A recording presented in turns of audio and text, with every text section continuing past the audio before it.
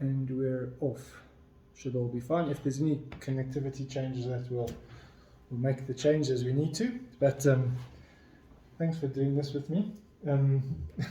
Like I said, this is my third one. Still learning, as you just experienced. Yeah. I haven't pretended to make out like I know what I'm doing. I'm doing this more so because I feel that I am in a unique position where I can tell these stories about schools, and so yeah, the technical side I will improve on. I will keep going, and I want to get better. But I'm doing this off a shoestring budget, so it must be real as well. I want it to be legit. It's not like I've got some fancy team of producers. Okay. So that's the context of it all. But to let everyone know, it is. I think what's quite enjoyable for this one for me is obviously you're my boss, so it's different to all the others. I mean, Dale. I suppose I worked with Dale when I was at JP when we did the one the other day. So that was similar in a way, but not necessarily my boss at the time. So that's quite unique. But I think also what makes this one unique is your background, having gone, and I touched on it here in terms of the questions that I thought we could go through, being a educator into a more corporate CEO role. And we can get into that just now, but I think that is something that is really quite intriguing for me, because I think it's a space where schools have moved to in a fair number, particularly in the private realm. But I think there's also space within the government school sectors down the line to go towards a model where the CEO type role, and I think already some headmasters are already there anyway, but I think that where you are in this total move to being a CEO, and we can touch on it just now. But that's why I found this one quite exciting for a couple of those reasons. So, I mean, the first one is, this is conversational, so I'm not going to ask you questions per se, but I thought we could start with a bit of your background. Coming from Ireland, getting to South Africa, and who you are, and how you've found yourself getting to this position now. Well, I grew up in a small farm in the west of Ireland. I think I was very lucky and blessed to have grown up or been born when I was, in the sense that the government in the 1950s had understood that providing free secondary education was essential to creating an educated population that would attract industry, etc. If I'd been born in the 50s or in the 40s, I'm pretty certain I would have had to either emigrate or take a job before I was 14 or 15, because most kids in our area did not go to school after that age. The compulsory age was up to 14. I happened to be sort of a teenager in the 70s, and the expectation was that if you had reasonable talent, there were pathways for you to stay in the education system, including to complete a degree and a postgrad degree, all with the support of the government. My own father left school at 13, my mum left school at 14, there was no education in the house. That was the norm. That was it, and admittedly they were older parents, so they would have been older than most of my friends, but even then it was still like that, and I was the first person to have got matric in that generation of our family. I was also the first person to get a degree, and like a lot of things around the same time, the first child then sort of breaks the ceiling, and all of a sudden everybody in the family is doing it, and that sort of thing. So that was really important, because I don't think I could have had a degree if I had been born earlier. So from that point of view, growing up in Ireland at that time, a country with a strong respect for education, but also providing pathways for kids from humble backgrounds to make it through. As in, my parents couldn't have afforded to send me to school. If I didn't get a scholarship, I certainly couldn't go to university if I didn't have government support. That was a major factor, actually. Having said that, my father was an avid reader. He devoured books. He had a photographic memory, so he would read a book and then give it to me and sort of say, okay, you have a few days to read that, we'll have a little discussion about it. And he could remember everything. It really got scary when he bought the World Book, I think when I was about 13 or 14, and he would read it from A to Z. Yeah. And he'd read one volume and say, okay, I'll give you a week or two to read that, and then we'll have a little test on it. Yeah. Like, what? But he was like that, really, and he was a person who, having left school at 13 himself, He did his matric when he was in his early 40s and became a qualified psychiatric nurse, actually, at a time when most men were just not doing things like that. So he had an intuitive sense of what education was about. He loved literature. So even though he wasn't educated, if you know what I'm saying, Yes. he was a relatively learned person, and certainly that had a huge impact on how I saw education. What got me thinking now was, what's quite interesting about that is we're almost in a similar state these days. Not that you have to finish school at 13 or 14, but there's a couple of similarities there. Free secondary education is becoming talked about a lot more in a lot of places, but also the fact that through technology you can become very learned without a formal curriculum. So it's almost like if the technology available today was available back then, and that was the norm, it might have been, like you say, I mean, people became of the mindset that you need to get your matriculation to almost be able to go get a job. But in fact, you can become really learned without. You can, and having said that, I found that I encountered great teachers. I mean, my primary school principal in a small little school in the country, rural west of Ireland, she took a personal interest in us, and her view was, if you've got the talent to get a scholarship to go to a good school, we're going to make sure you're ready for it, etc. She was a person who fundamentally set me on a path I followed for the rest of my life. And then when I went to secondary school on a scholarship, I had teachers at that school who took a direct interest in me as well and gave me belief. Because so much in education actually is about networks. It's all well and good to learn things, learn facts, learn knowledge, but it's who you meet, where you meet them, how they get to know you, and how you can leverage that as you get older. That really is what schooling is about. And I think that's the difference between education and schooling. Because in schools, you gain networks. And that network can be with great teachers, it can also be with particular students in your class, or maybe even older than you. And that's where a lot of this power of the alumni networks really comes out. Because connected networks tend to propagate each other very well. And I think that's the one thing that will always be in the favor of schools per se, in that they bring people together in a network sense. Now, having said that, networks could be very different in the future as well, because it's quite possible to be on a network of brilliant programmers from all over the world, and you can be getting work and opportunities simply because you've worked with somebody from Finland or Japan or the United States. You may never have met them in the real world, but that's still a network. So networks will still apply. I wouldn't write off a school network, however. I still think it'll have a place. Yeah, I mean, on the schooling side, I mean, my whole idea of this wouldn't exist without schooling, because it is about the stories, and I think those stories of schooling is particularly important, and sharing those stories is critical to the makeup of a school, the actual school itself. But before we go into that, you had me thinking there about my son being fully engulfed in the world of technology for these youngsters. He's got a friend in Mexico, a little girl in Mexico. They became friends playing Roblox, or this game similar to Minecraft. And it was just fascinating for me to watch this, because here's a Spanish girl from Mexico and a South African boy who can't speak a word of Spanish, but they found each other through these games. They became really good friends. They've never met each other, they never will. And it's just fascinating to watch. And I'll sometimes walk past the back of the screen and he'll be there talking to another, like, wave hello. And I have this little standing joke with the two of them, because I said to Liam, no, you must be careful, because that could just be some drug dealer from Mexico. It's a joke. And then so he told her, and she thought it was really funny. So then Liam was playing one day a game with her, and you could hear a little child screaming in the background. It was a little brother fighting with his mom. He's very young. He was screaming to get something from the mom. So I walked past and I tapped Liam on the shoulder. I said, you see, that's another child that they're going to use as a drug mule. They're trying to get out. And she was killing herself laughing, and it just shows you how we were like, you build up a relationship, and you're watching the kids have this relationship overseas is brilliant. And I was like, so I think you're right. I think that networking is really key. But going back to the schooling side, I think educators, or teachers in particular, their role in molding children and molding them into young adults is also really important, because you don't get that without attending school.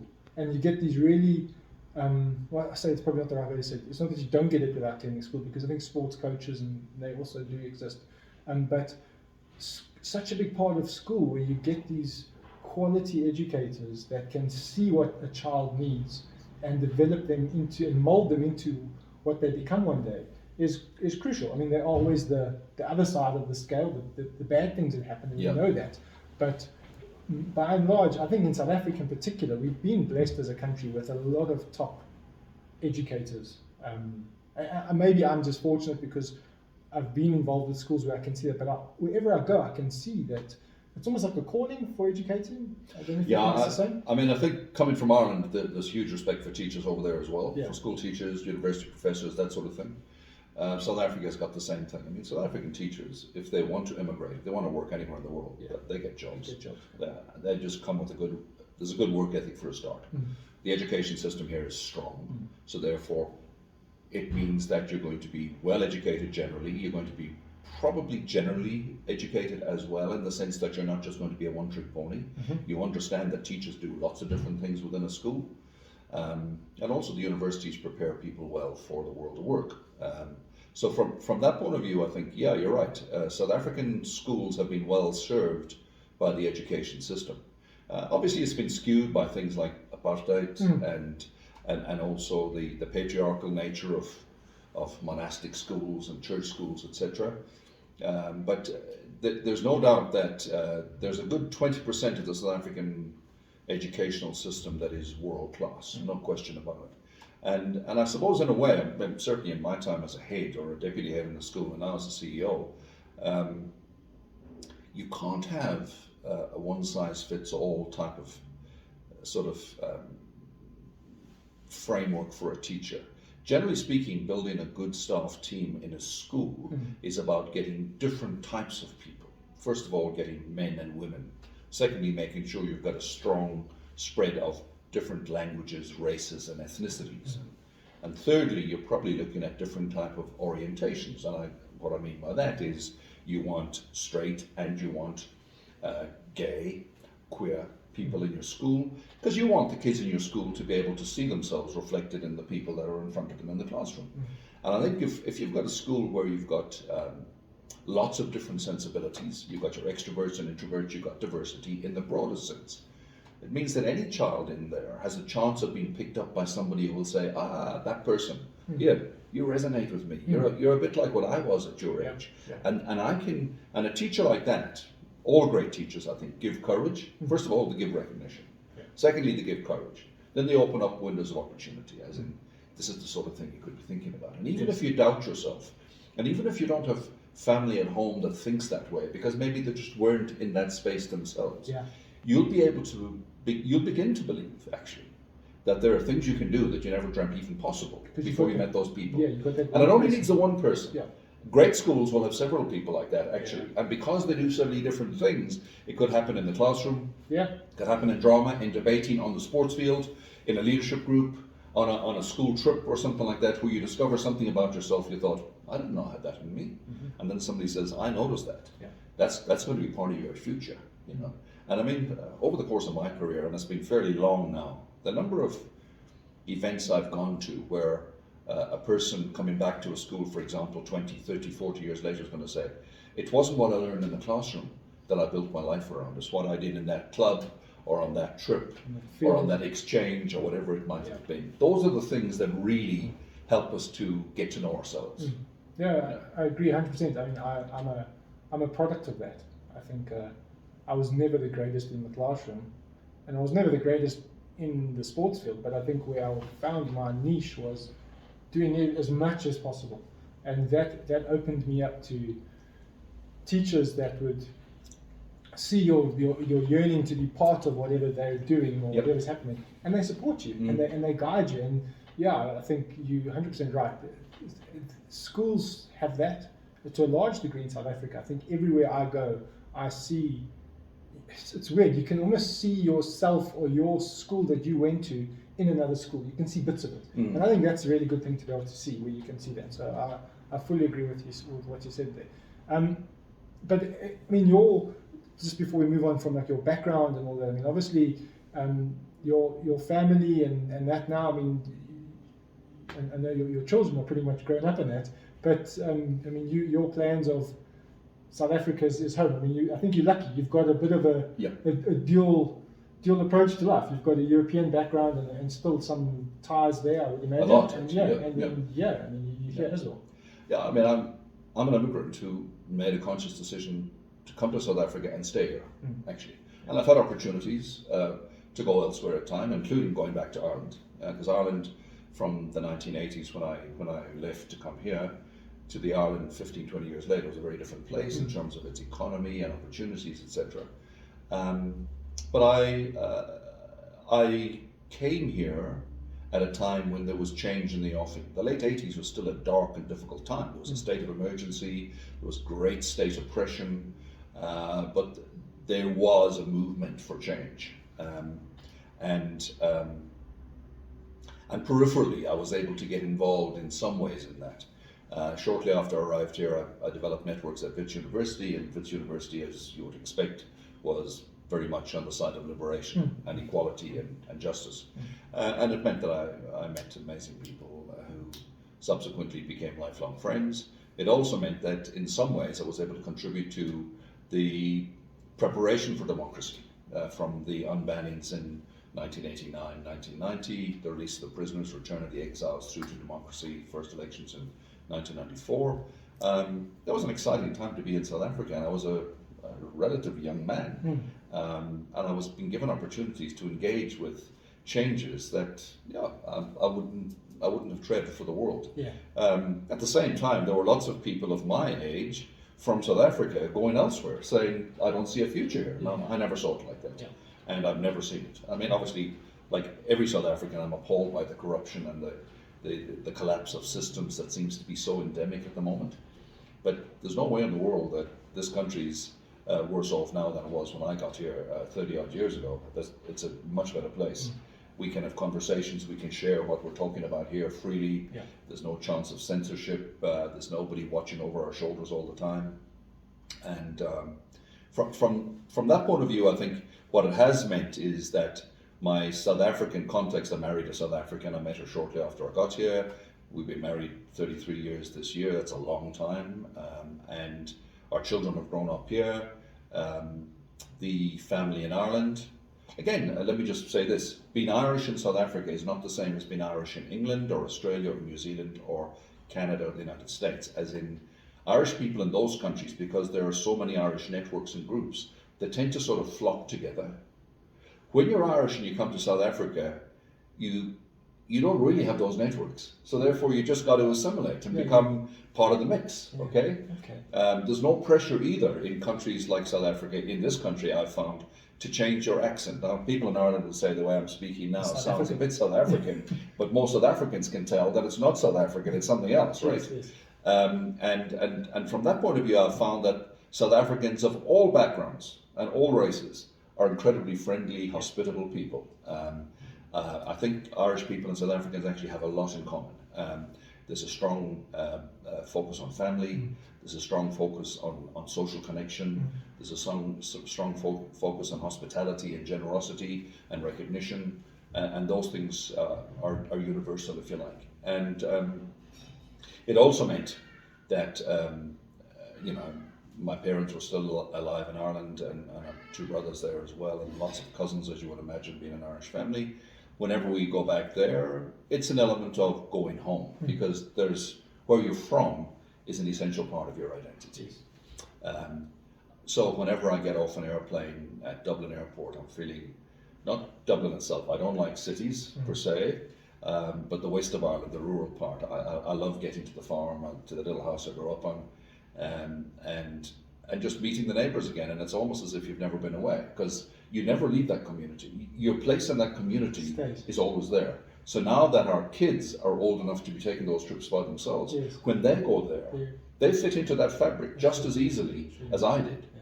But then again, getting on a plane and coming back and getting off at Tambo, wow, it's fantastic. It's just the same thing. Every single time. There's never a sense of, I'm not enjoying this journey, I'm not enjoying this arrival and the welcome and everything else like that.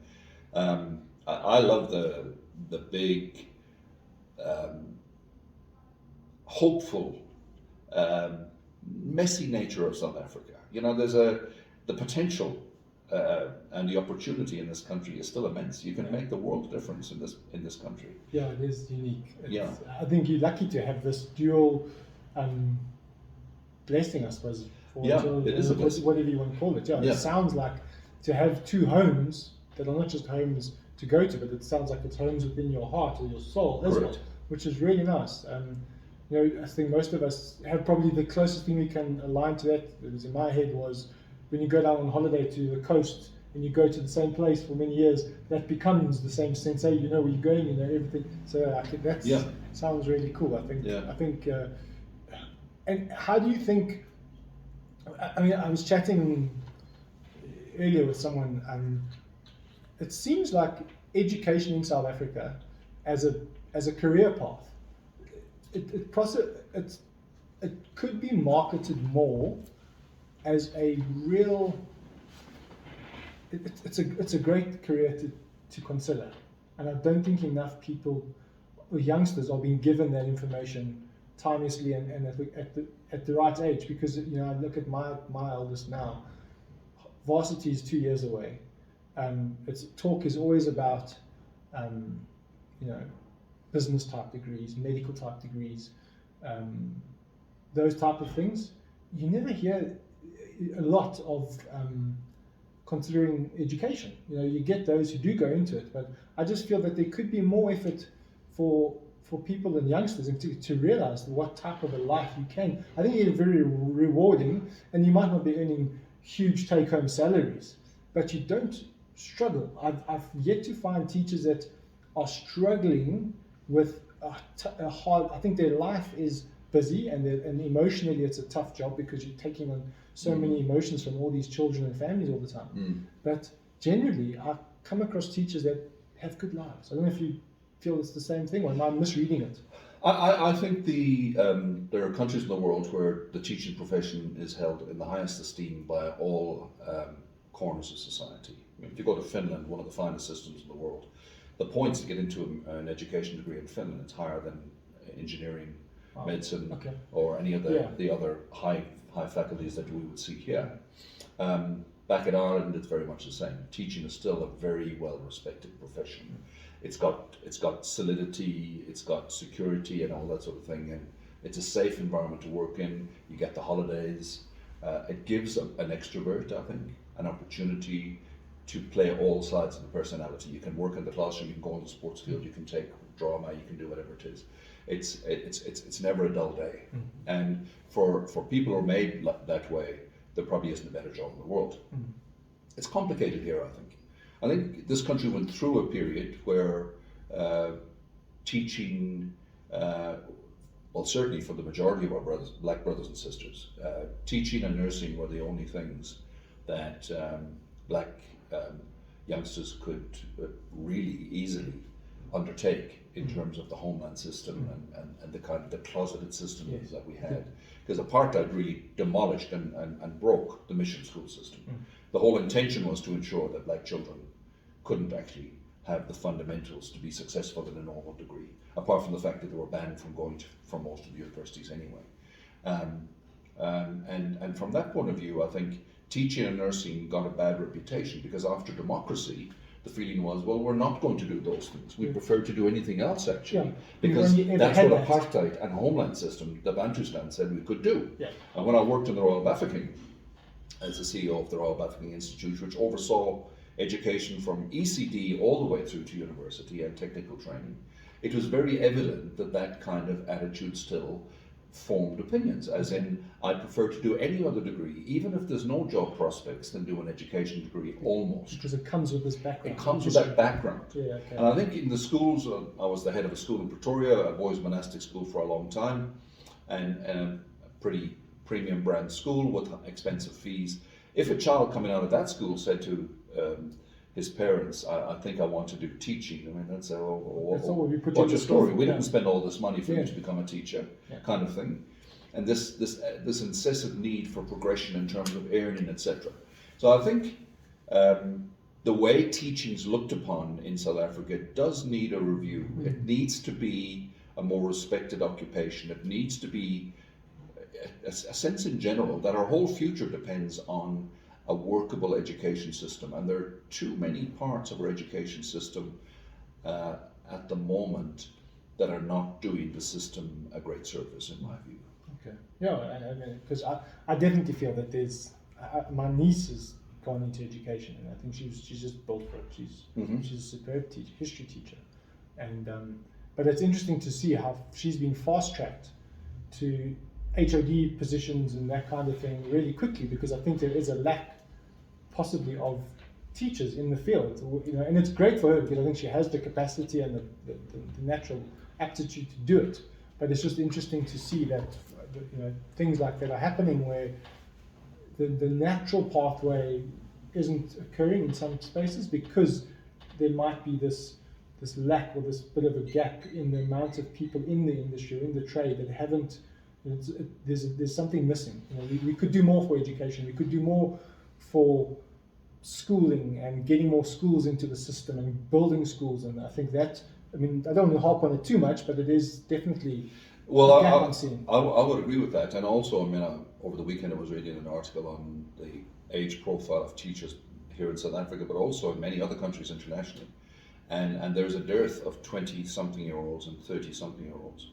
A high proportion of the current teaching cohort in this country will be retiring in the next 10 to 20 years. And actually that means the opportunities for employment and fast advancement are amazing. Yes. So anybody who has a degree now who would like to rejig it into a teaching degree by taking on a PGCE, there are opportunities ahead. Absolutely. Yeah, absolutely. I think we noticed it the first time, or I definitely noticed it the first time when in the first lockdown last year, where all these stats were coming out about the impact of COVID and the age, the threats on older people, and then all of a sudden there was a stat of like the average age of teachers in South Africa is something like between 45 and 52. Correct. And it was like, whoa, that's a problem.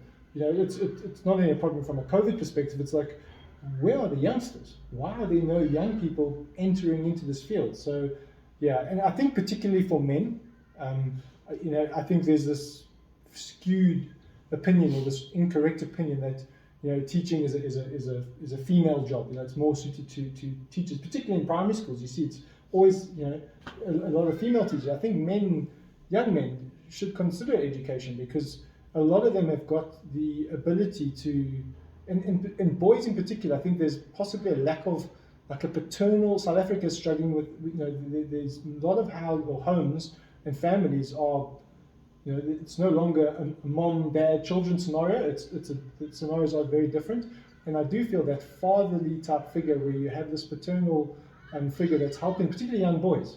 And maybe I'm wrong, but I would imagine, particularly at the monastic type schools, the boys' schools, you have a case where the boys might not have that father type figure in their lives as much as it might have been 50 years ago, and it's a crucial. It doesn't have to be a biological parent or a father figure like that, but I think the role of an adult male for young teenage boys as they going through hormonal change and all that, it's key. I think that boys in particular could do with strong leaders.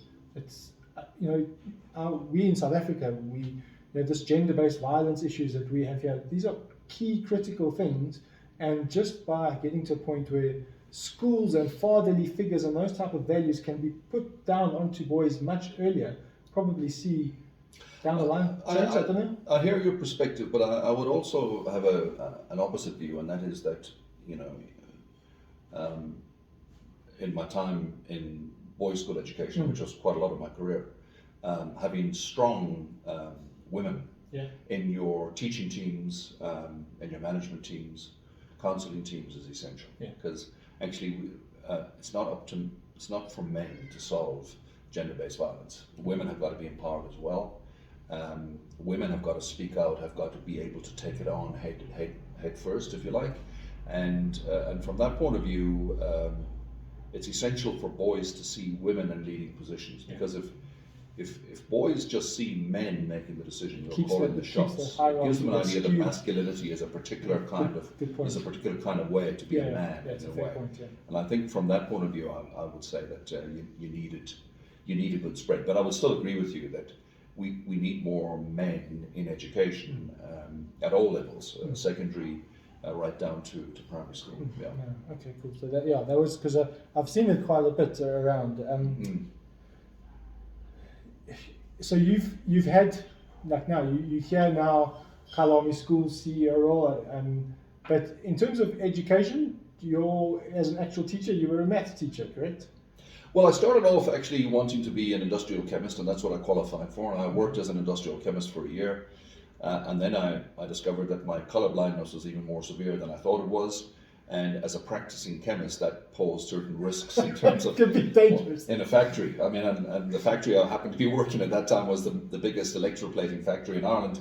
We made virtually all the window doors and locks for the country, and we ran processes that required cyanides and things to be in electroplating vats every day. We had fantastic salmon and trout fishing rivers in our vicinity, and I was petrified that I was going to get the wrong call on a wet chemistry titration. As it turned out, I learned tricks of how to make it happen, but I realized I can't do this for much longer, otherwise I will get caught. Yeah. So I went back to university and rejigged myself into maths and statistics, and then I worked as another year now and teaching and lecturing at a polytechnic.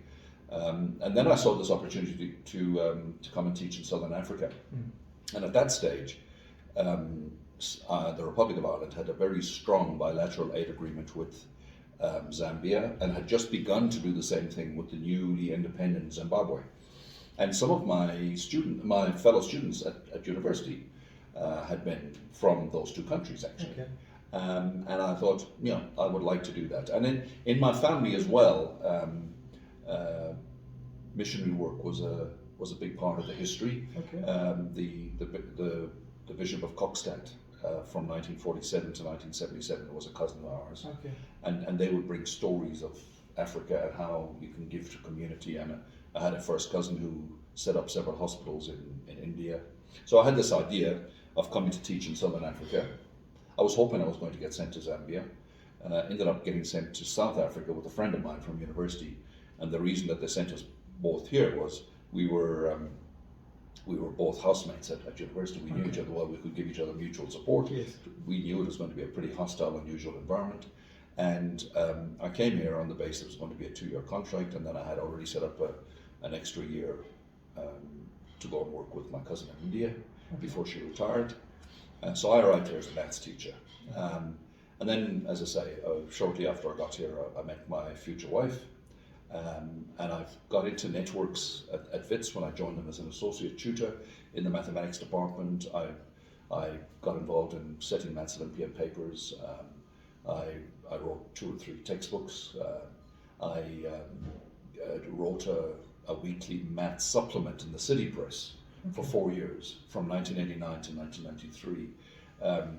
Which was basically textbooks for kids who didn't get textbooks because the whole education system. The newspaper. Yeah, it was liberation before education was still very much in vogue, and there were a lot of kids who just couldn't get to school. So we were saying, well, if you can get your hands on a City Press on the weekend, there's some good stuff in here. So we would do a week's worth of work in there, and I wrote that every week for 4 years, and that was my kind of maths specialization, if you like, and I really loved it, and it's still an important part of who I am. And who's to know? Maybe one day when I stop sort of doing the administration job I'm doing, I might well end up teaching maths in a small little community somewhere in the Eastern Cape where we intend to retire. Then I moved into, at that stage I'd started working at St Albans, which was a very progressive, I could say almost a liberation type of school. It was the most diverse school, one of the most diverse Anglican schools in the country.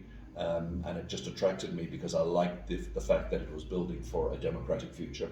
And I ended up getting into management there. I went through being a housemaster. I became the director of studies there. I really enjoyed that. And then an opportunity came up to go to the Eastern Cape. I was deputy head at St Andrews for 4 years or 4.5 years. So I had that period of school management where I was really moving out of being a maths specialist into more of the general management role. And then I got the opportunity to come back to St Albans as the head in 2001, and I was there for 16 years as the head. Fantastic times, a school that grew as the country grew in a way, and also I think in some ways working with brilliant boards and excellent chairs, I had the opportunity to develop my own practice. So very much in the last 6 or 7 years, I was operating as an executive head. And again, there were opportunities to look at other schools, but it didn't really attract me. I felt this is a season. I'm doing headship now.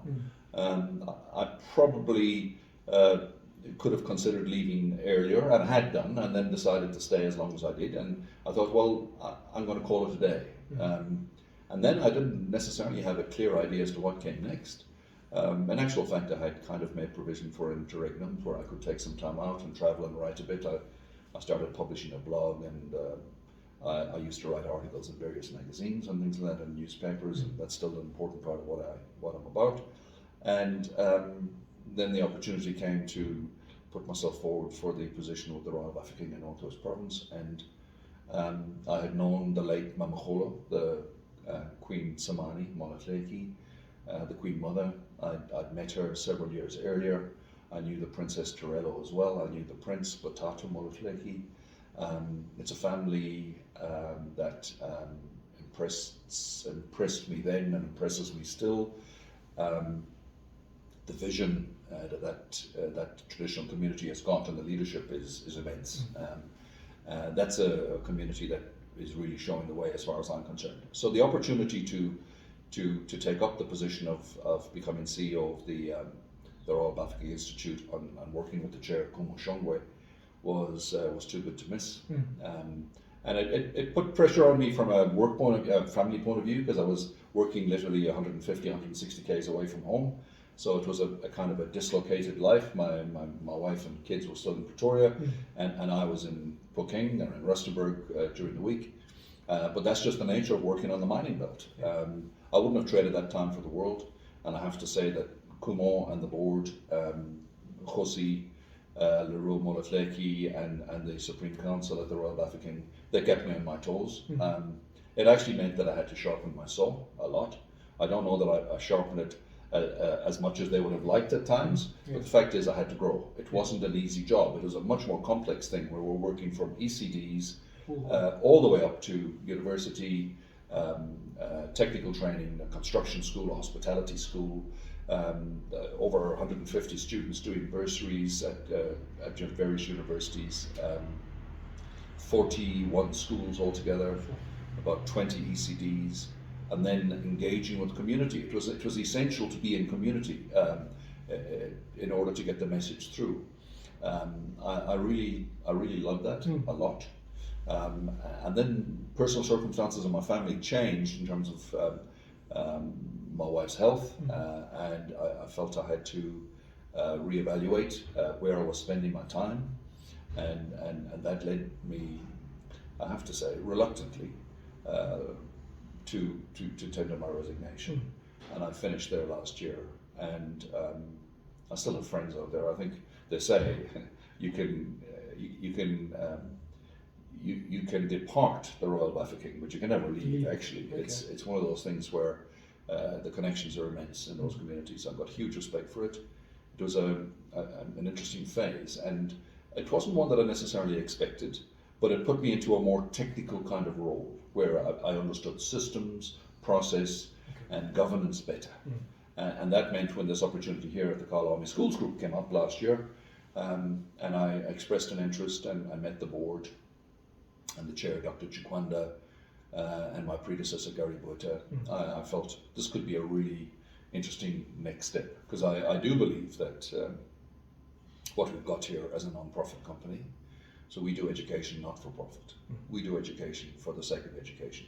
Everything we earn goes into either the facilities or the people who are here. And the people, I mean the staff and the children. There are no shareholders taking a cut.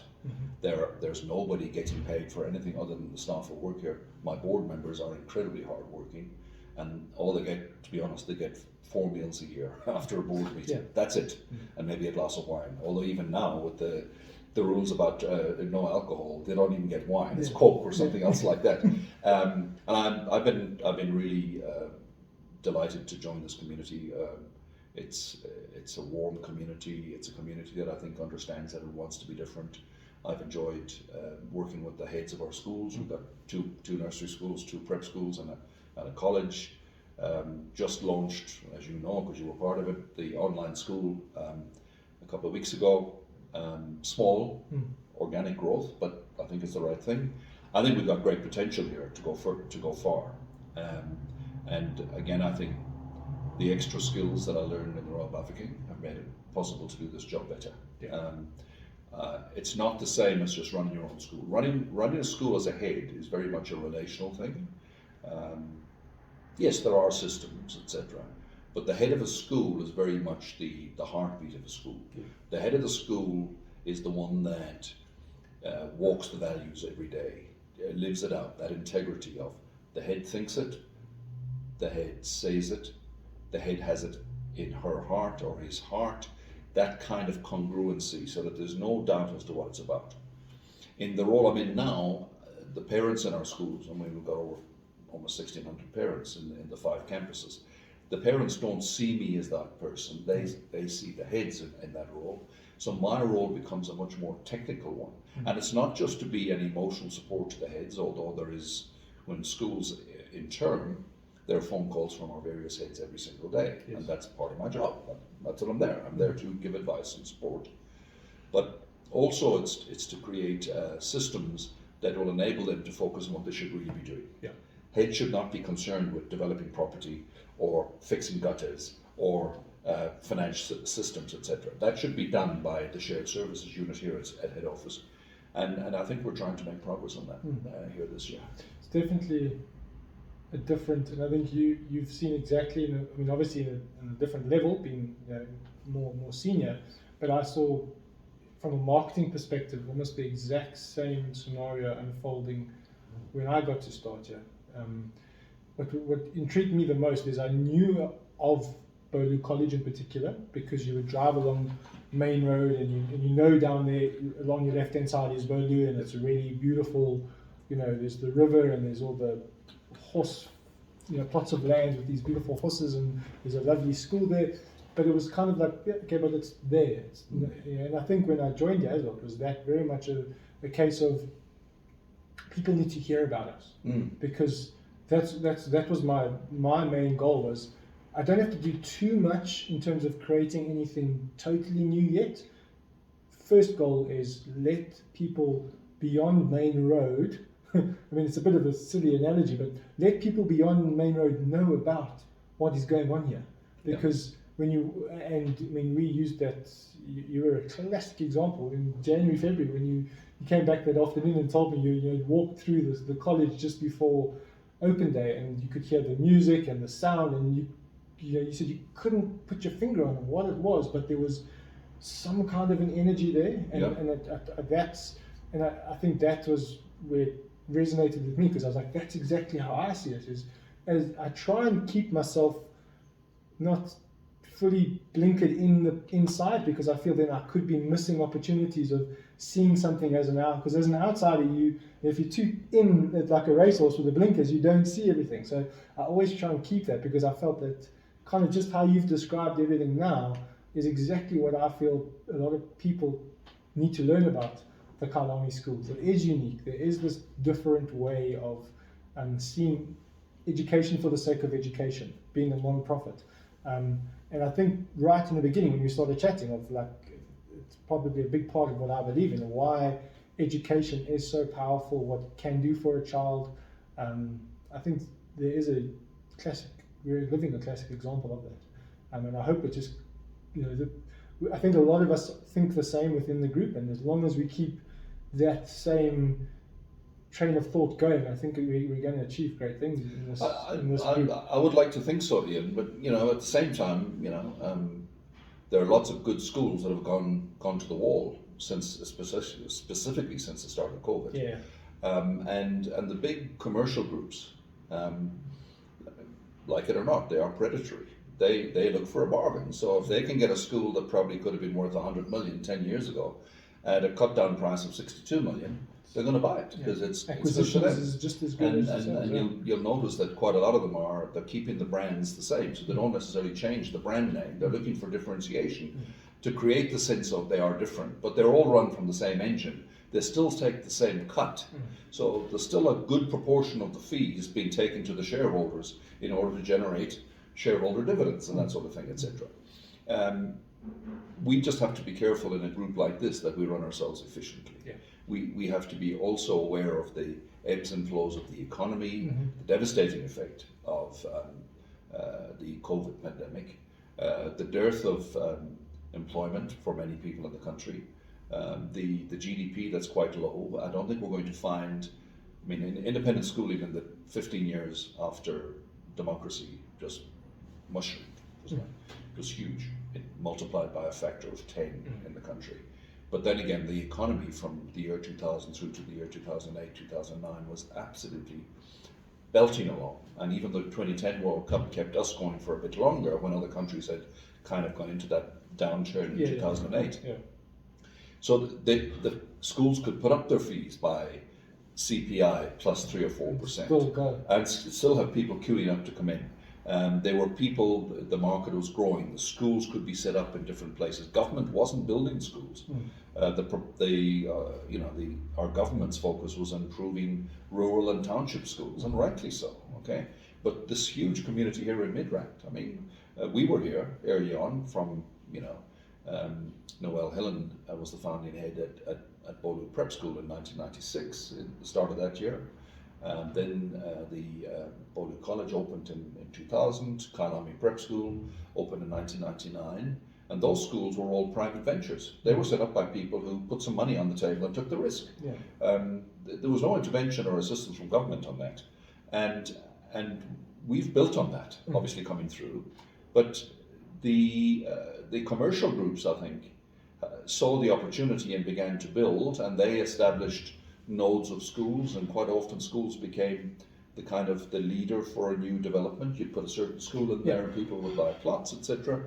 I think that tide has begun to go out again now, where we're going to have to be really careful about our ratios, our efficiency ratios, our benchmarking, because we can't afford as a non-profit to have 2 or 3 years where we don't have some sort of surplus to reinvest. Otherwise, we are going to go to the wall, and we're going to be a target for people who can come and say, well, somebody has run this place badly, let's take that now. We can't let that happen. And that's really got to be what we're working on in the next 3 or 4 years, I think. Because I do believe that beyond that, we've got immense potential. Our campuses are absolutely fantastic. We've got good brand, strong leadership, good heads in our schools, great staff. I think we've already got exciting plans for the next couple of years as well. And I actually think that if we just keep things nice and steady for another year or two, things are going to open up for us again. Because there's a certain thing about buying a different brand, a different brand. And we need to promote that more, that we are not like the rest. We are different, we are separate, we're values driven, we're community driven. We talk about global leadership, and I think we will live that out more as well. And global leadership does mean that we will make a difference in the world. And the world starts literally in the school and directly outside the school, which means we make a difference in Deepslit or wherever else it might be. Robbie Ridge, whatever it might be, that we're doing things like that just as easily as we're on some sort of joint project with kids from Sweden or whatever it might be, or we're sending kids on exchanges to Germany or the United States, etc. Yeah, I do think we've got immense potential, but it's not without its risks, and I'm delighted to be working with the board that we have, because I really do think that they are technically excellent. They are driven by strong benchmarking and that sort of thing, and from that point of view, I think we're going to be in a fairly good position in the next year or two. I think for me as a marketer or a schools marketer, it is a really dreamy space to be in, because like you said, because it's a unique space. There's not, you're not sitting in a situation where you were a teacher that became a marketer, or you're in a massive corporate that's pushing a specific agenda, like you said, the same cut and paste model for a whole bunch of schools, and you're just trying to present them as different. Yes. This is totally, I mean, I don't want to use the word freedom, but the ability to go and our art festival that we do. And it's one of my most favorite things to do, and it was very frustrating not being able to do things like this during the COVID pandemic. But who would have thought that you could go and get a partnership with a shopping centre to put on a 1,600 piece plus art festival, and now it's moved into a virtual realm with a game like Minecraft. So those type of freedoms I think are critical for this group, and I think as long as we can keep those things from a marketing perspective, sports perspective, academic perspective, that is, like you said, this next 2-3 years, using that as our way and getting the right systems in place, we'll get through this phase, which is difficult for everyone. And I really also believe that hopefully kids from all over Africa, all over the world, would be able to in the future consider, coming into this environment to learn, and then also being able to take this brand and to, like you said, the likes of Robbie Ridge or Diepsloot or wherever. Because you mentioned earlier your background. If you hadn't been given the opportunity at free secondary education when you'd be on a very different path. Correct. And there's probably just on our doorstep, the Diepsloot, the Robbie Ridges of the world, there's probably hundreds of children in the same scenario who, if they are given the opportunity, the talent pool is immense. And if we can help those people, and their parents and the children get access to something somehow that sets them on a pathway, and you mentioned earlier, that's what makes South Africa so exciting to live in. Yeah, I mean, on the day of the launch of our online school, I mean, I made mention of this with the press there, that, we've got advanced program maths, advanced program physics, equine studies, EGD possibly coming on board next year as well. If we had 100 or 200 of the most talented or high potential youngsters within 15, 20 Ks of here, who each had a tablet and were able to get onto that program for advanced program and actually take themselves from just being adequate doing mathematics or physics into being super students who will go to university and absolutely nail first year and get great degrees, I think we'd be creating a wonderful avenue. Apart from the fact that it would also enable us to look at partners to say, okay, well, we've got these kids in our networks, and we talked about networks earlier on. Yeah. That's a powerful network. It's a powerful network, okay? If we have that network in place to say, okay, well, we've got this youngster producing incredible results and doing incredible work on our online school in a high demand subject or set of subjects, you might want to have a conversation with them about coming to join you, and maybe you might help them to get through university, etc. Because now we've got free university in South Africa through NSFAS or various other scholarships, etc. But it's not just getting the degree. We spoke about this before, we said it again just now, networks. It's the network of being able to work during the holiday, to go and experience what it's like in real life, being able to get a graduate placement. That's what children in places like Diepsloot and Robbie Ridge don't have, because they've got nobody in their family who can say, no, you can come and work with my friend's company for 3 or 4 weeks and you can see what it's like as an intern, etc. That's how these networks propagate. Networks propagate their own people to get through. I think we can play an active role in creating new networks where we provide new avenues for previously disempowered and disadvantaged and disconnected youngsters to have avenues to opportunity and places where they can show their talent and really make an impression. Yeah, I think that the whole role of a network, and even the ability for us as, whether it's not just our group of schools, and this could be any group of school or any staff working in a school, the ability to realize that they have a network, investigate what their network is and exactly how to use it. Because I think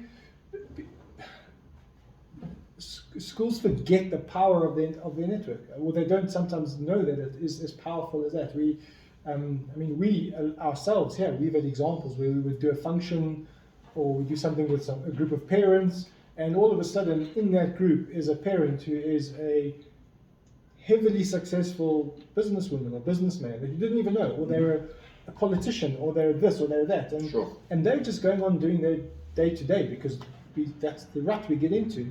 and we don't know who's actually in our own network. And I mean, that's just I think we're one of the better schools at starting to get our networks working and engaged and communicating and working as a community school. I think it's getting there, but to a large degree, I think if South African schools could, maybe I'm doing the wrong thing and giving someone a business idea, but the reality is that there's a huge opportunity to milk this network of schools in South Africa, even more so than what we do now. I think. Yeah, and I think, and not in a selfish or self-centered No, exactly. way, in the sense that all those schools or school communities that have already got good networks need to be connecting with other networks. Yes.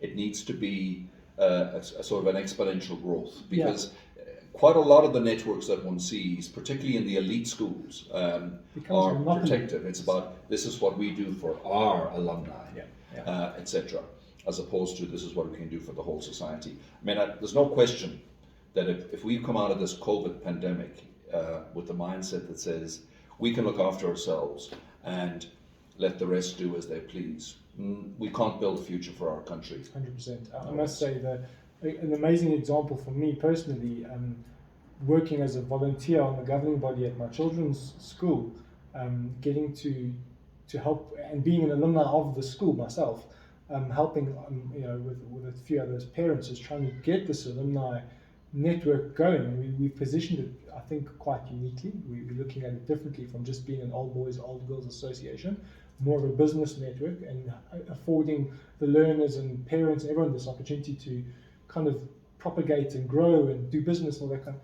One of the really most impressive meetings we had was with Jeppy Boys, because now they're also a strong government school that said they want to help other government schools grow their alumni databases. Like you say, in the past it's been very much, we've got to get our alumni, our network, there's much opportunity as possible, so we close or we monopolize that. Whereas now, if you take what we're doing with Jeppy Boys, where they're saying, here's our constitution, here's how we set this up, here's how you set a trust up, this is what you do there, this is how you do. For me, that was one of the most eye-opening opportunities and experiences, because it was like, okay, I got to work at Jeppy, so I know exactly how special that place is, but to now know that other schools that might not have been through what they've been through and the learnings that they've had can now have access to that. So yeah, I think that's why the whole discussion on networking, really, I'm very passionate about it, because I feel, and also why I'm doing this, is that the schools network, I just see this huge opportunity from children to parents to grandparents who have been in the schools, to businesses, to staff, whatever it is. It's an amazing network. I mean, we keep using the word, but that's exactly what it is. It is. And I really hope that people start to kind of grow that. On the St. Albans, you had me thinking earlier when you were chatting about St. Albans, it brought back some memories, because you were saying how, I would imagine you were there in the 90s.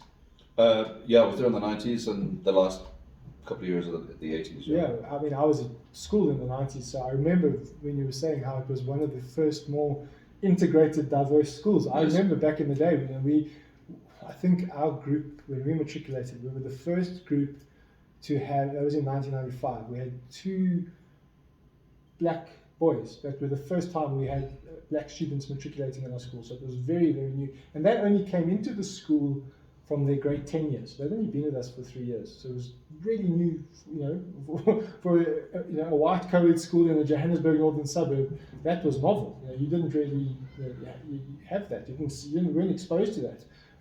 But St. Albans every year, we would go to Pretoria. They would come to us, and their teams, I remember, because we would play against boys from all over the world. I mean, it was amazing. St. Albans, I remember they had because I played rugby against them so much, they had a prop from a Chinese boy. Wow, he was a machine. He was just, everyone feared him because of his size and his athletic ability, and he was just he was a freak of nature. I mean, I think he was as wide as he was tall, and he was just imposing. And then, you would play against boys that you were never exposed to. And genetically, I mean, it maybe kind of molded me who I became when I got into rugby coaching, and just seeing how, from an athletic perspective, genetics are a phenomenal thing. Not from a race perspective, just from a genetic perspective. Which culture and which races are so good at things and others are not, and it's amazing. But St Albans, I mean, when you were speaking about it earlier, I was like, yeah, I remember that whenever we played St Albans, that was the school that had this totally diverse team that we would never have ever been exposed to had we not played them in regular fixtures, cricket, rugby, hockey, everything. Yeah. So I think St Albans definitely, like you said, we're one of the first schools to really have that opportunity or do that. Well, I mean, the Catholic schools, what I think would say opened up, as in they admitted children of all races, but that was in the late 70s, and the Anglican Church followed shortly thereafter. St Albans, because of its relative youth, it was only founded in the early 60s, had a very dynamic board chair, a man called Don McRobert, in the 1980s, early to mid 1980s, and his vice chair was Dr. Tata McClana, who was Mandela's doctor, and later become the chairman of NAIL, the investment trust. They just said, you know what, this school is not going to try and be like the rest. We're going to try and make a difference here. So there was huge sponsorship for bursaries, etc. And many of the prominent liberation families chose to send their sons to the school in the 80s, etc. So it became a place that was definitely more diverse than practically any other Anglican school in the country at that stage. And that's not to say, by the way, that the school was a transformed school. Let's be clear about that, yes, okay? Yes. The staff was still predominantly white staff. Admittedly, legally, that's the way it had to be at that time. The school was continually threatened with closure by the Transvaal Education Being Department. based in Pretoria must have made it Pretoria, extra absolutely. It was subversive what was being done there. But then again, the sister school to St Albans, St Mary's DSG, was doing the same thing. And there was courage in numbers, if you like. And then it went through like that all the way through the 1990s. And I happened to be the rugby coach in that team you probably played against. I coached the first team at St Albans for 4 or 5 years. And as it turned out, in that period, most of my teams were almost exclusively black players. The hockey side, on the other hand, would be almost exclusively white players. The black kids like rugby better, and maybe it was just, it was more expressive in a way. And then obviously after 1994, like a lot of the schools, the independent schools that were trying to make a difference, international donors and corporate donors here in South Africa said, well, if all the top public schools are open now to all races, then we could probably send 3 or 4 children to one of them for the same cost as it sends to you. So I think St Albans has had a bit of a drop-off in terms of its diversity in the late 90s, like most other schools did. But then, over the course of my headship there, it became the same diverse place it always was, and is still to this day. And I think it's something it's very proud about as well, and also had the courage to confront the changes it needed in terms of its ethos, the recognition of common humanity and all that sort of thing. Still an ongoing process, but it's a school that I certainly, one way or the other, I was associated with St Albans for 26 years. That's a long time in anyone's career. Like you say, you've been married for 30 and 26. That's it. St Albans, yeah. And it's a part of my life that I'm incredibly proud of. There's nothing that ever happened there that I didn't feel wasn't handled properly and wasn't tackled in a way that sought to put it right. Not to say it was perfect, not at all, but that there was an honesty and a kind of authenticity about the place that really worked for me. And I think the community there is a very special community. And that's a school that continues to link with other schools and community. Had a big role to play in the establishment of another school in Kyalami 10 years ago or so, which is now literally the top school in Swanee North District. So it's also extending its influence in different ways. What impresses me, I've been back there in the last 3-4 years, once or twice. The grounds will always be impressive. It's a beautiful school. How the school has morphed the sports centre, and it's this modern looking, amazing sports centre but not losing those open fields, because those open cricket fields, it's just soon after school, when I was studying, I would coach cricket, and it was one of the the fixtures, my dad actually always used to come with me, because when we would play away against St Albans, because I think during school as well, the trip to Pretoria was, because was the only fixture we played in like Pretoria, and we used to make these, you know, early morning trips from Johannesburg through to St Albans on a Saturday morning, and I think my dad enjoyed going to St Albans a lot. He still speaks of it highly. I mean, he really loved St Albans. And whenever I used to say I've got I'm umpiring my team at St Albans, he's like, I'll come, because he had retired by early, so he's like, we'll go together. And he used to come and sit under the trees there. And this was lots of, I always remember that on the field there were those small trees placed out, and you'd get a bit of shade. And he didn't mind sitting, waiting for me for like the whole afternoon to. I think he just enjoyed it. It's a lovely, lovely ground. It's and I think also, like you spoke of the culture and the place, there's a sense at St Albans that you're welcome. Whenever you arrive there, it's a really lovely school. So yeah, I've always had like this, my own little tie to it, but that's purely more from, you know, shedding blood on the fields a bit, on the rugby fields now and then. But yeah, I do enjoy the school, and I hope it keeps going. Down Eastern Cape side, I mean, you obviously spent a bit of time down in Grahamstown with St Andrews, which is another unique place. You know, you park your car on the main road, and I went down for an interview a few years back. It was 2016 or 2017, down to St Andrews for an interview, and they put me up in a B&B for a night to stay over.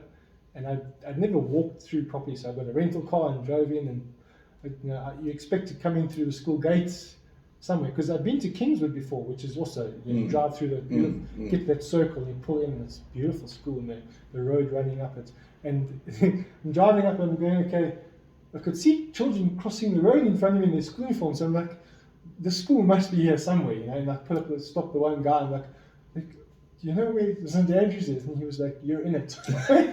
Sorry, sir, you're in it. And I was like, okay. He said, just park your car anyway. It's like, there's the office. I'm like, where? He said, no, up those white stairs there, that's the office. Right. I'm like, okay, I'm like, okay, just park anyway. You're quite fine here, just park and go. And there's no walls, no fences, it's just, that was, I mean, you obviously got to, I assume you lived down there for a bit.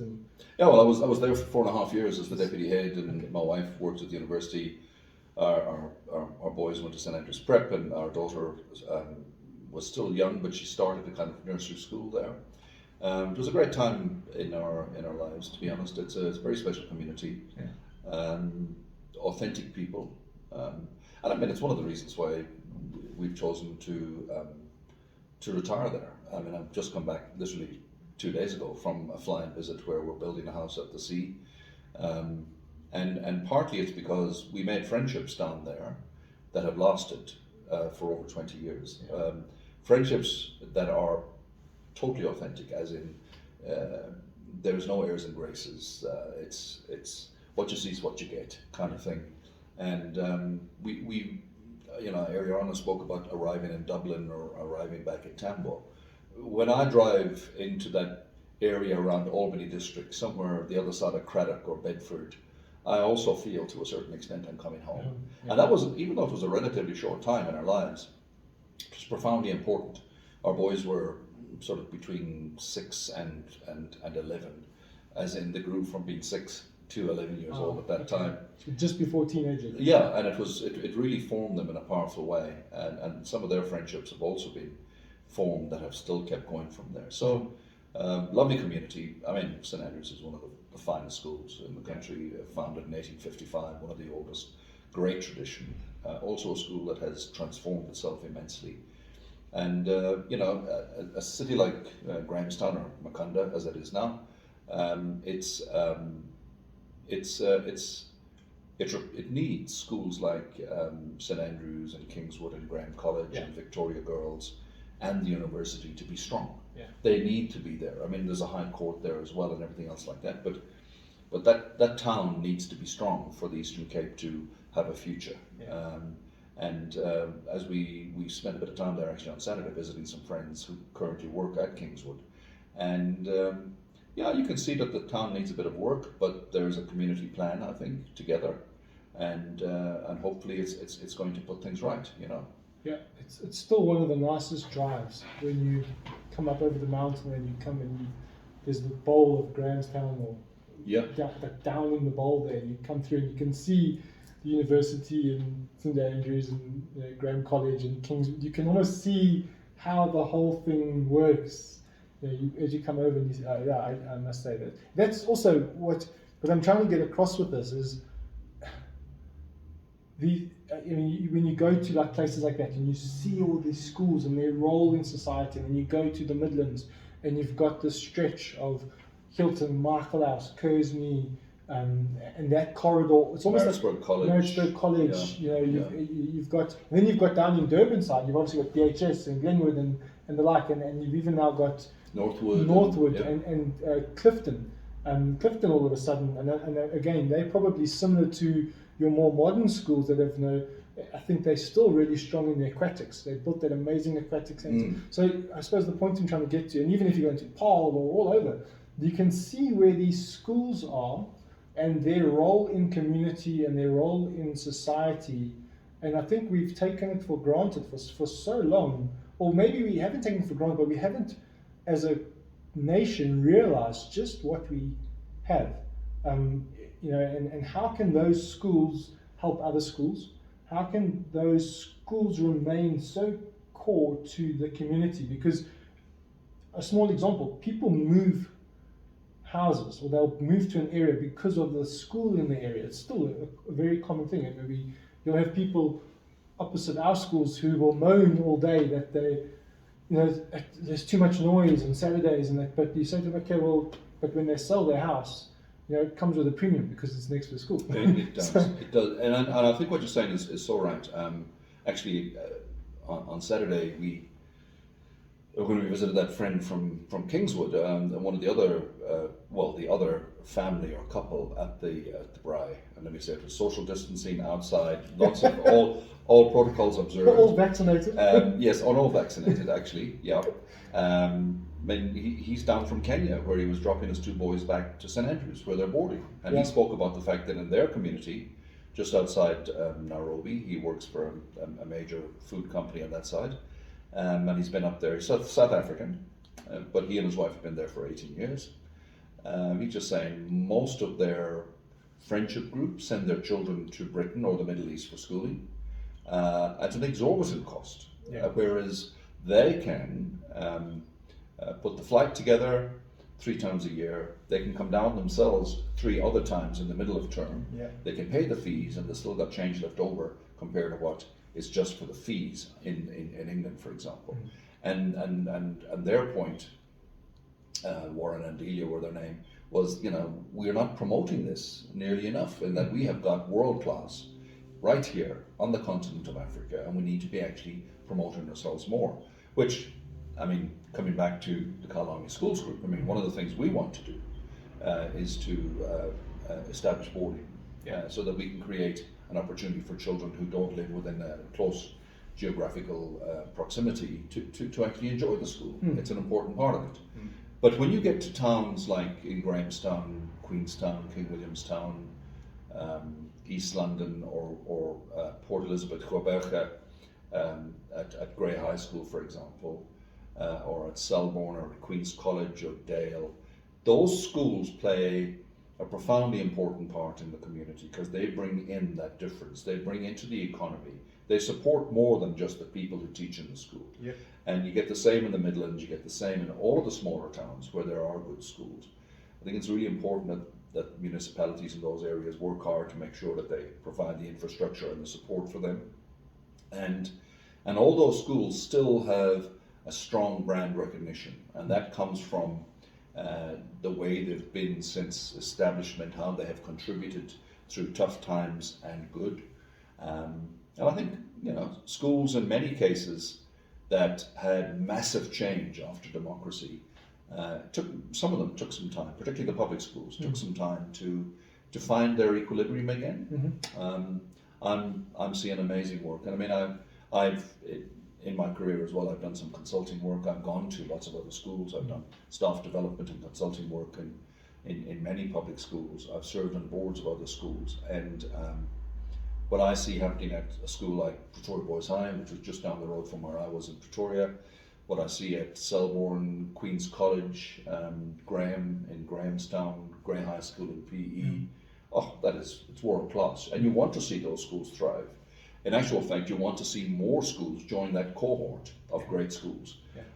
Because sadly, in the last 18 months, many urban children in particular, but children in general in the public system, if you were not in a school of that class or that caliber, you haven't had much education in the last 15 to 18 months. And that means, as the Minister was saying in a press conference just a few days ago and on 702 yesterday, that there could be anything between 50% and 75% loss of learning. And that's a generational thing that can't be made up. You can never make up a 1 year, 2 year deficit in education. There's nothing you can do to fix that.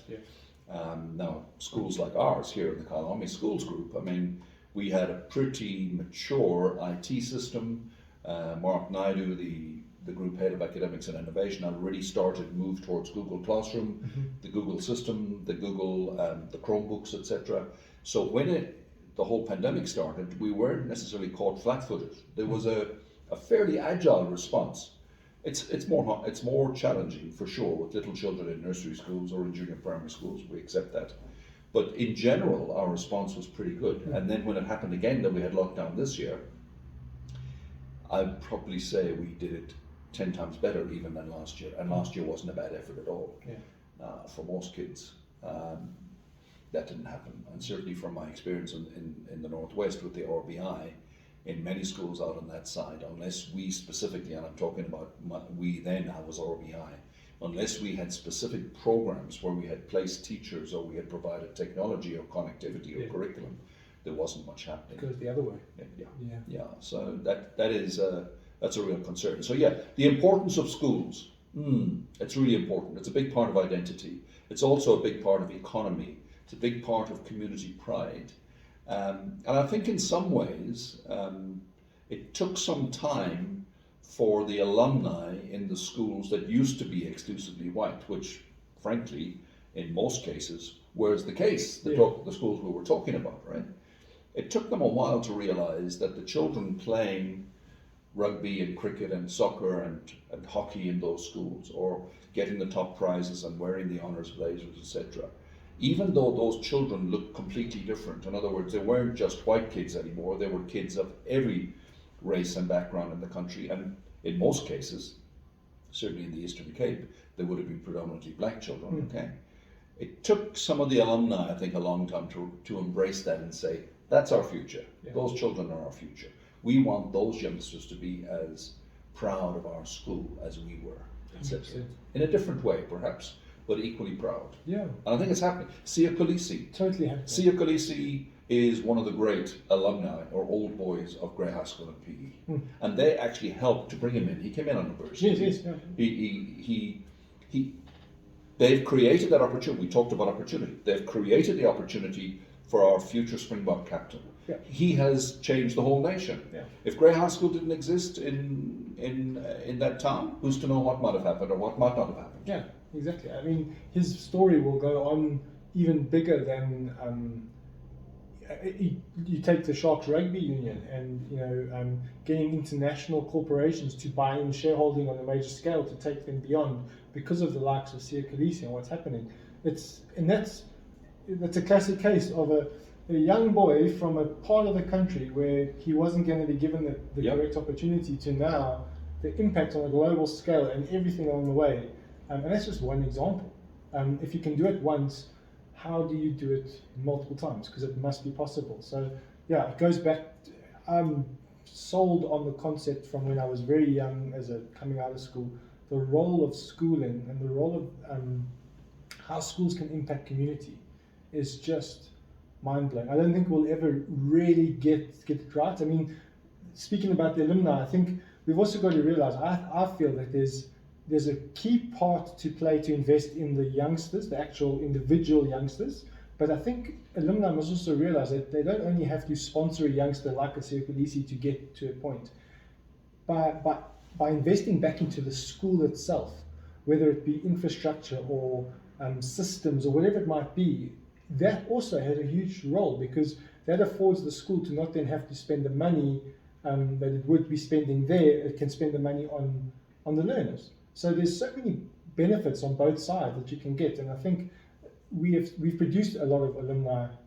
You know, I was thinking the other day. I mean, you've got an Elon Musk, who's one of the most talked about human beings on the planet at the moment, and one of the richest human beings, who grew up Bryanston High School and Pretoria Boys. Correct. So that's a classic example of a South African coming from a schooling system that we know is a good schooling system.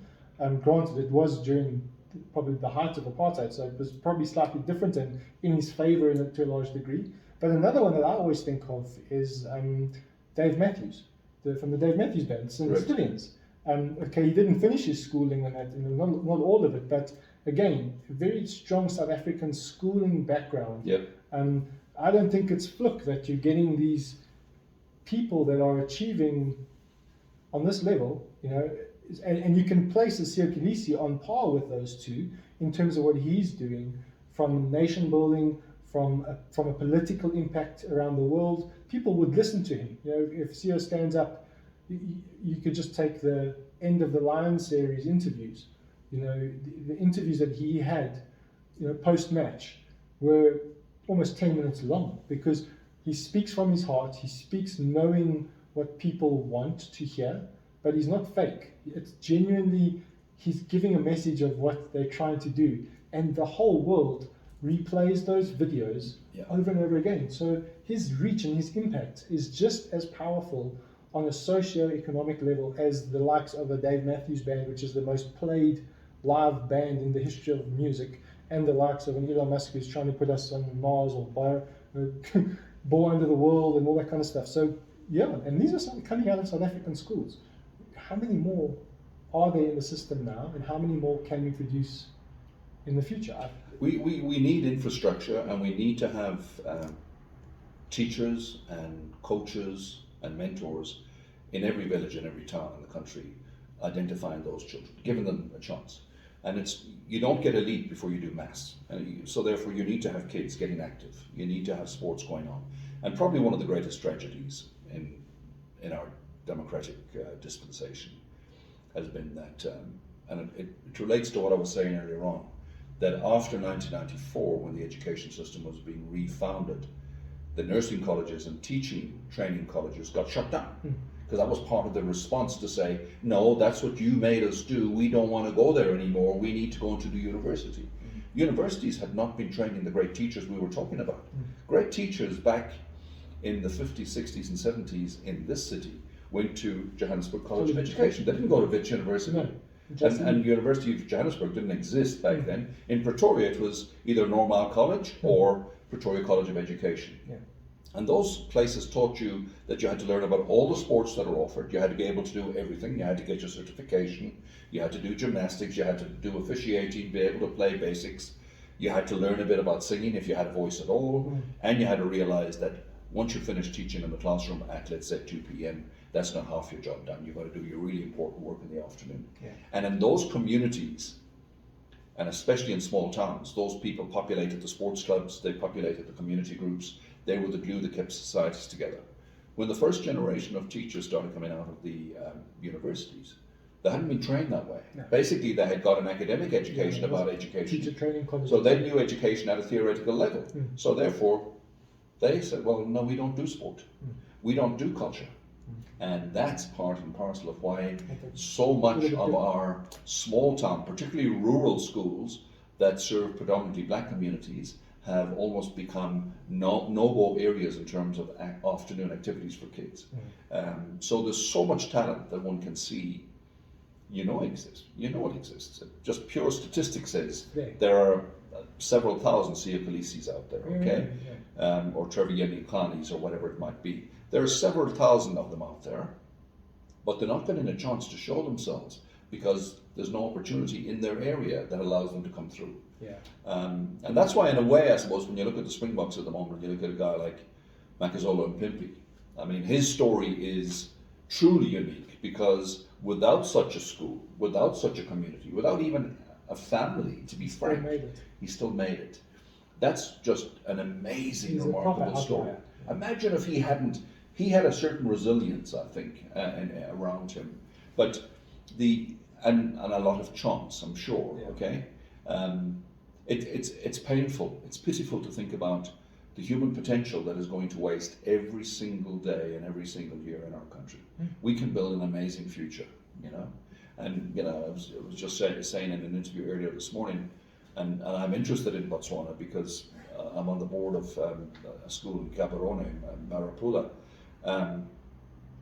The Ministry of Finance yesterday announced that they're projecting a 9.25 GDP growth next year. 9.25. We're not even projecting 2.3%. Yeah. If we had a 9.25 growth rate in this country for the next 5 to 10 years, unemployment could be reduced dramatically. Yeah. And where does that start? That starts with education.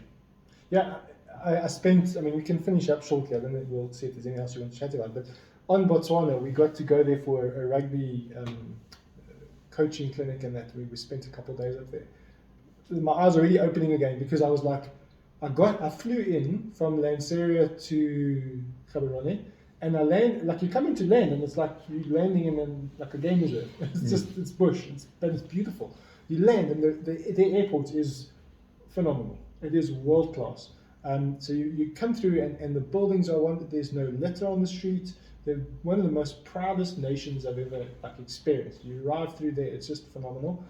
But the education system is what blew my mind. We arrive at the school, and there's the headmistress of the school.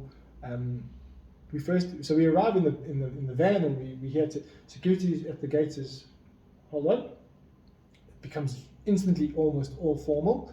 I'll let them know that you're here. Park your car, please. So, okay, park the car. Get the message from the office, yes, you may go to this parking bay and wait. Like, wait in that area for where the visitors wait, and we'll let you know. We just wanted to get on the field and set up and coach and do everything. No, at this, I think it was like at 3 o'clock, Yep. The headmistress will welcome you to the school. We were like, that's like in half an hour's time. Can't we just go set up and then come back and see? Because, you know, like in South Africa, you just arrive, announce, off you go.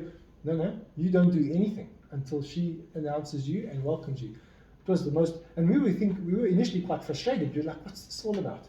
Didn't realize how important it is in the structure of how they operate their school there. And I don't know if they're all the same, but we got the understanding that this is the formality that you have to go through in Botswana. And it was, by the end of it, I understood it, because then the rest of the day flowed so simply into the evening in terms of the entertainment we went to and everything. It just made sense after that. But to get to that point, the formalities and how strict they were in running their formalities. So when you say their GDP is growing, and I can fully understand it, because they are so, the entire country from school kids are so well versed in how things get done, and then this follows it. And that's what we saw. And it was, after we had the formal introduction, every child that was going to help, whether they were going to set up, take down, bring us our food, they knew exactly what their role was, and we knew exactly who was going to. It was almost like, okay, this is how you can actually run things, and things work perfectly. And that was Botswana for me, was the most amazing, efficient, proud place I've ever experienced in my life. It's a wonderful country, I have to say, and I really enjoy my association with Marapula and the time I get up there. And obviously, since COVID, I haven't been able to get up at all. Hopefully, I will get back before the end of the year. But there's no reason at all why, you know, we can't have the same future 100%. as they've got. I would also say, I hear what you're saying about the schools there.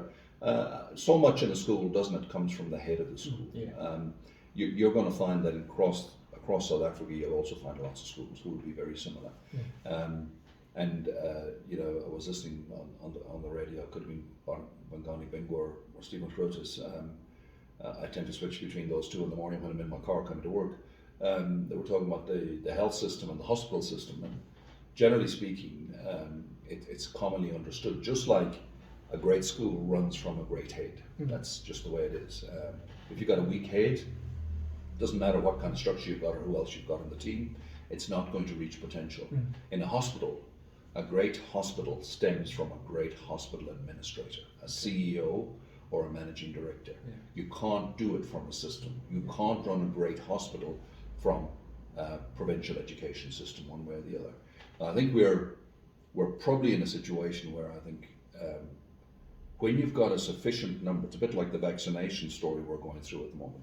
When you've got a critical number of schools being run by good people and populated and staffed by good people, and you've got hospitals run by good, competent people, eventually you'll reach a critical mass where the system begins to operate optimally. You're trying to fix fewer than you've got at the moment.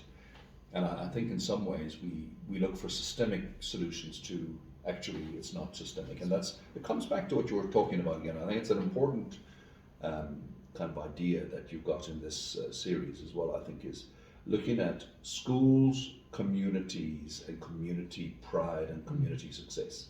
So much of it comes from having a good school or a few schools, having a good hospital or clinics, having decent roads, having working water, electricity. I suppose in time it'll come that they might be able to. School towns might be able to do that themselves. Yeah. When all those things begin to work, then the child can connect. Then there is a future. You're going to live a better life, better quality of life as well. So you can't underestimate the power and innate significance of schools, hospitals, and infrastructure in the way a community or a society grows and develops. And it's got to be looked at, I think, far more carefully in our own country, because I think we have these grand schemes, a nuclear build, or we're going to extend the car train. These things don't change people's lives. We change people's lives in local spaces. Yeah. Schools can do that. They can do that. Really can. And clinics can do that, and hospitals can do that, and roads can do that, and water can do that. Is there anything, I mean, you had down that you want to go through, or you're quite happy with what you've been through today? No, you gave me a list of questions or possible talking points. We've spoken through the networks. We've spoken through your time. Yeah, I think we've gone through that. Yeah, we can chat things like COVID, but I think everyone is living it. We're in it now, so we don't need to talk about it because it is what it is. I feel. I think the hope is that in the next year or so, the new normal will be fully entrenched, because I think that's one thing we all agree. There will be a new normal. It won't be what we were used to. And even if COVID was to go away, I was at one of the schools this morning, and they were like, "What are we going to do with our lives? And we don't have to sign in and check in and spray and check our temperature." So I think that new normal will be something hybrid, different. So I think COVID is what it is. I don't think we have to spend time on that. But books, have you got any? I know you said earlier you're into you love your writing. Have you got any plans? Maybe one day when I slow down eventually, I might do a bit of that. I've written a rugby book with Paul Dobson called Derby Day. Yes. That was one I did when I got back to Pretoria. I think it was published in 2007, 2008. And it's really about schoolboy rugby and the great schools and that sort of thing. And it was sponsored by F&B back then, because they were just rolling out the classic clashes and that sort of thing. Wayne Knight, Paul Dobson, and myself, Paul Dobson, the writer and the ex-teacher from Cape Town. And I had done quite a lot of work. I had started writing a rugby book. I had done a lot of research in the origins of the game in South Africa in particular, but also around the world. I had travelled in New Zealand and on a rugby tour, and I just was amazed by their love and their knowledge of the history of the place. And I was intrigued and interested as to how certain schools in South Africa have ended up playing rugby, or how certain schools play soccer, or whatever it would be. So that was the one aspect of it. And then when St Andrews turned 150 in 2005, Marguerite Poland, the author, she wrote the book, the main book for that event, a beautiful book. And she gracefully invited me to write the sports part of it, which I did. So I might come back to that at some stage. And also because I'm just interested, I'm passionate about education. So wherever I go, I try to pay a visit to some sort of educational project, etc. And I think there might be an opportunity to write about that going forward as well. I mean, I'm grateful that your time here has come when it came. I think it's really helped me. I think also, I think for myself, I can speak on behalf of the others, I suppose, as well, within the head office, of having to, similar to like you said, sharpen the saw yourself, having to do that. I think it's good for all of us. I think the, my vision also for the future is I'm doing this because being able to sit down and write it all would take me forever, and you wouldn't get it. So I think the advantage of the technology is that we can do things like this and get the stories, even if they're not as detailed or as accurate as if you were to write it and edit it and publish it, but at least the stories are getting out. It's the start of something. I hope that the back end of what I'm trying to do is exactly that, is to make people in their community realize the power of their school. And whether you're within the school as a parent, a learner, or a staff member, or you're external of the school from the community or the alumni, is how can we all get these schools even stronger? Because I think a lot of schools are already strong, but how do we keep this going? Because I do feel, like you say, there's the roads and the hospitals and infrastructure, but schooling for me is such a big part of that can fix this place. The things that need fixing. I also do agree. I mean, we can finish off now, but it's funny you mentioned the whole thing of South Africa being better now than it was back then. And we often joke, as there's a lot of us parents whose children are now at Northcliffe High School, where my kids go to school, and we were all at Northcliffe in the 90s, a couple of years apart. And it's just more and more parents of that same generation are sending their children back to Northcliffe. And they're straight away, the first thing they're saying after they're in like a couple of weeks or a couple of months is like, the place is better than when we were here. And we were the 90s, we were a very proud decade for Northcliffe, because the school really just exploded in the 90s. School. And now for that proud bunch of decade of who did so much, saying it's better than what it was when we were there, I think it's a good thing. And I don't think it's only our school that is doing that. I think there's every school. I think where we're working here, I love what I do here because I see the same thing happening. You can almost go to almost every school and you can spot something there. So I mean, there were no redeeming features in apartheid, so that's a no-go area. You can never hark back to that with any kind of longing and feel that there was any part of it that was any good at all. It's the same with colonialism in general. I mean, there might have been infrastructure, etc., but there was exploitation and all that sort of thing. From a human rights point of view, from a dignity point of view, etc., I'm pretty sure that on any day of the week, no matter how bad things are, that our black brothers and sisters would never wish for a return to those days. They were awful times, and if one was a white person, you benefited. You had advantages that were just loaded, and you used this term earlier on, loaded in your favor. It's only right and proper that there shouldn't be that kind of loading anymore. When you look at it like that, and you realize, and it goes back to that same thing, when you realize the potential and the opportunities that we have now, if we can agree we're in a better space, we can agree that there's an endless amount of potential of young kids. So all we need to do is get them the opportunities to get to that next step. And what will happen from there could be the Siakalitis of the world. That's going to happen. It came through to me on the weekend when we drove through Grahamstown going to visit this friend of ours at Kingswood, and the municipality ran out of money when they had stripped the roads in the middle of the city. Well, it's called a city, but it's more of a town. And they have not been able to complete the job. So they essentially that's right. It's not dust, but it's got sort of bits of tar and bits of concrete and things like that. And I suppose the whole city could have stood back and said, well, government messed it up, municipality messed it up, etc. But you can't do that if you live in a community. You have to engage. In a town like that, you need to accept that your main street has got to look good. The street that goes past the cathedral or the street that goes past the university has got to look good.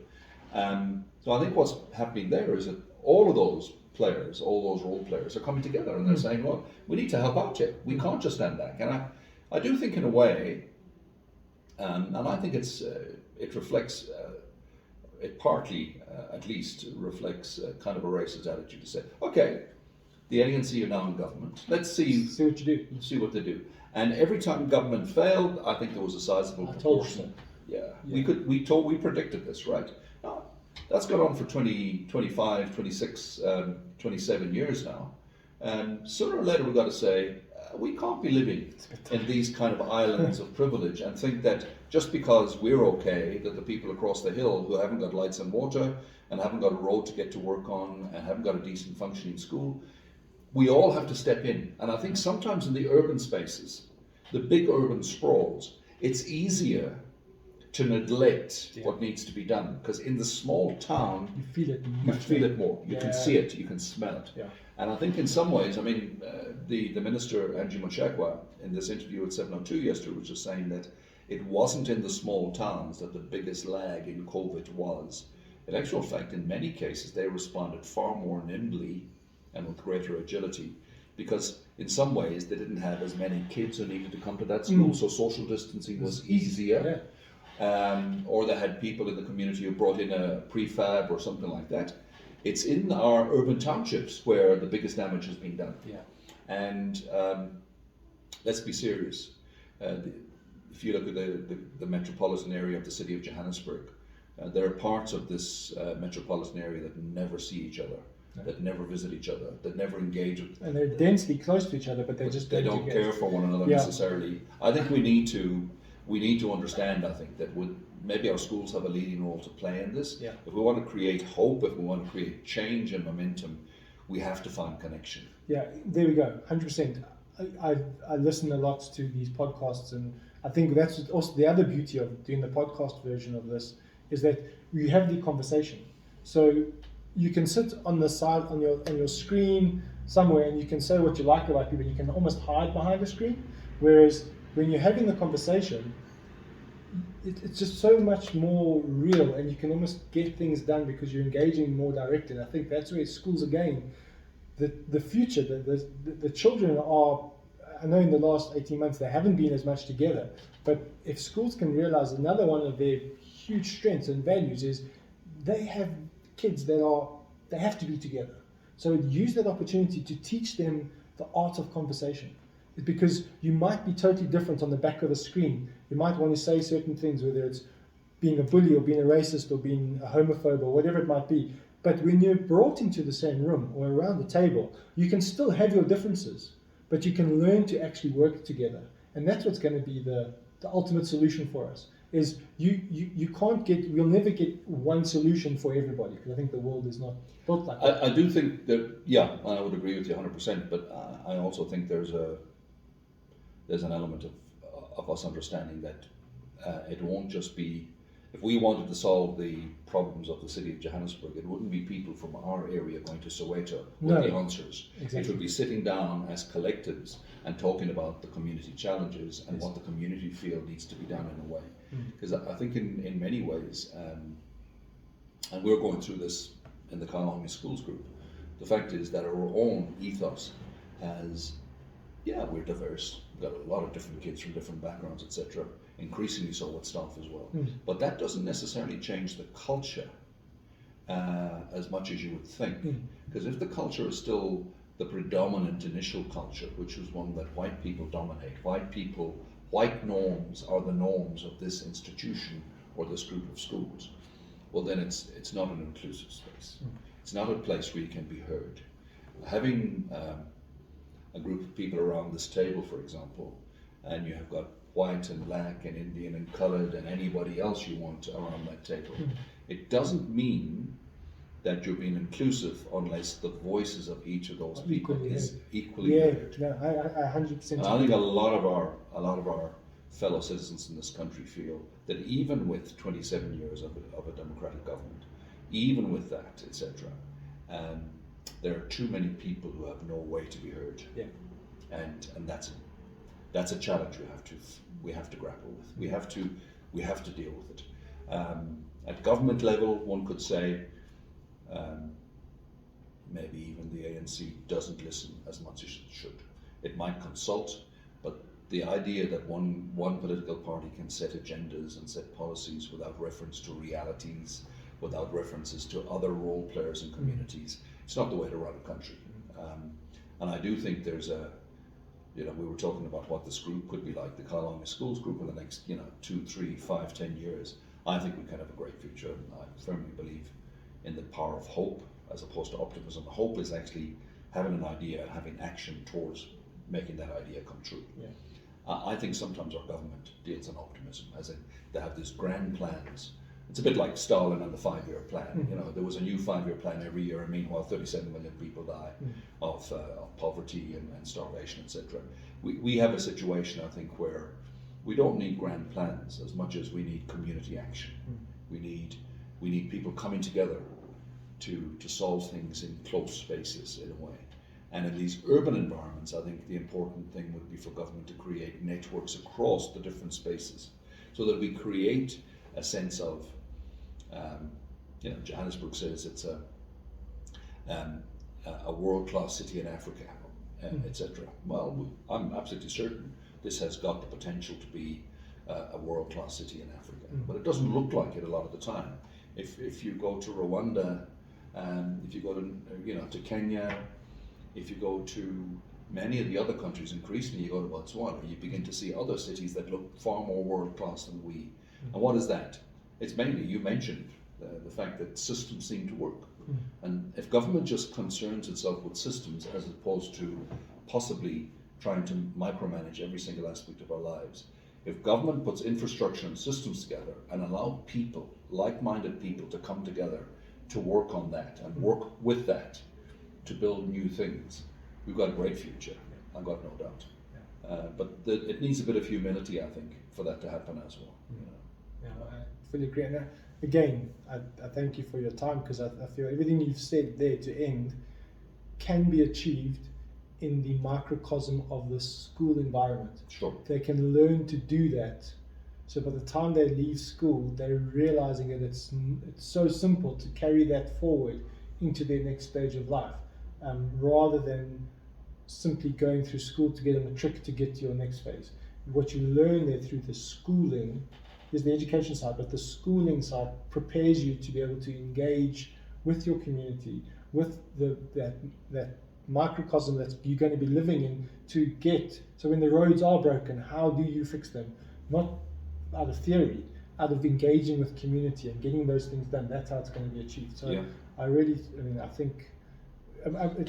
don't want to be kind of blowing our own trumpets here, but I think it's so nice when you see, and I'm willing to bet that I'm hoping to do a good few hundred of these, and I'm willing to bet that by 300-400 I'll come back to you and say the exact same theories and the exact people are saying the exact same thing. We've just got to get that right, and we'll see it coming out. So thank you for your time. I know we've been going now for an hour and 50 minutes. Are you serious? 1 hour 47. You can't publish it. That's far too long. So I'll see how I'm going to cut this up. But I'll have to see if I can find someone out there who can help me do it. But okay. Yeah, thank you for doing this. I really do appreciate it. It's something I've wanted to do for a while now. I've done it, so they're getting better. And I hope to have you again in the future. I mean, this is not the only one. All right. I want to do multiple ones and cutaways in it, but I'll give you a fist pump for a thank you. And I'll Thanks a lot. Good. Thank you, Tom. Thank you, Ian. Appreciate it.